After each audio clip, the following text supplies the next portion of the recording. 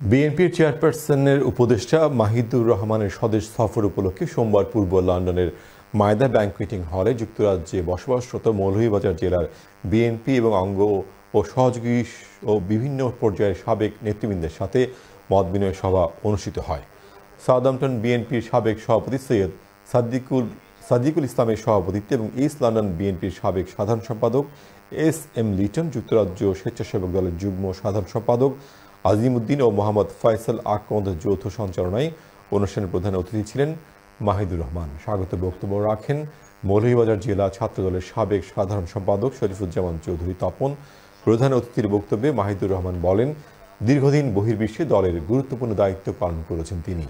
দল চাইলে আগামী নির্বাচনে মৌলভীবাজার ৩ আসন থেকে নির্বাচন করার আশা ব্যক্ত করেন তিনি। অতিথি হিসেবে উপস্থিত ছিলেন সাংবাদিক কে.এম. আবু তাহের চৌধুরী, কমিউনিটি নেতা আবুল কালাম আজাদ, টাওয়ার হ্যামলেট কাউন্সিলের সাবেক deputy mayor councillor Ohid Ahmed, community নেতা ও যুক্তরাজ্য বিএনপির সহসভাপতি মুজিবুর রহমান মুজিব।